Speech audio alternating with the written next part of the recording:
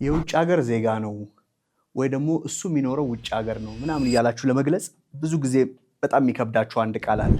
እናንተ እንደውም ስታነቡት ወይ ደግሞ ጀማሪዎች ሲያነቡት ፎሪጅን ምናምን ይላሉ።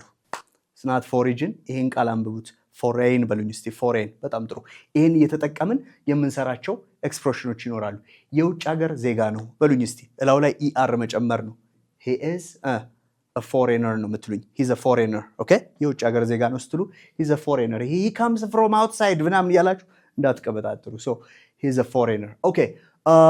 like ውጭ ሀገር ሄደች ወይም ደግሞ ወደ ውጭ ሀገር ሄደ ስትሉ he went to a foreign country or you can say he went abroad. abroad የሚባልም ቃል አለ እዚች ጋር እሷን መጠቀም ትችላላችሁ። ውጭ ሀገር abroad ወይም foreign country ይሆናል። እሺ የውጭ ሀገር ምግቦች ምናምን ስንል የምንጠቀመው አለ። አሁንም ያንን ተጠቀሙ። foreign dish ወይም ደግሞ foreign food አይደል? foreign dishes or foreign food ብላችሁ መጠቀም ትችላላችሁ። ኦኬ የውጭ ሀገር ልብሶች ወይም ደግሞ ከውጭ የሚመጡ ልብሶች ምን እንላቸዋለን? ኦኬ በብዛት like የሚለበሱት የነሱን ካልቸር የነሱን እንትን የሚያሳዩ ከሆነ you call them foreign attires ኦኬ foreign attires ትላላችሁ። foreign clothes ማለት ነው። foreign attires are foreign clothes ኦኬ። የውጭ ሀገር ገንዘብ እቺ በጣም ነው የምታውቋት።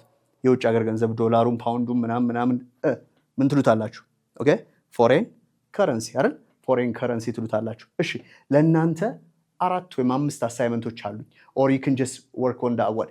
ውጭ ጉዳይ ሚኒስቴር የሚለውን foreign የሚለውን አስገብታችሁ ትነግሩኛላችሁ። ውጭ ጉዳይ ሚኒስቴር ወይም ደግሞ የውጭ ጉዳይ ሚኒስቴር ኦኬ። ሌላኛው የውጭ ቋንቋዎች እንግሊዘኛን፣ ፈረንሳይኛን ሌሎቹንም የውጭ ቋንቋዎችን ምን እንደምላችሁ የውጭ ባህል ኦኬ። እነዚህንም ታስቀምጡልኛላችሁ ማለት ነው። foreign እያላችሁ እያስገባችሁ don't forget to put it on the comment section. So we'll see you next time. Bye.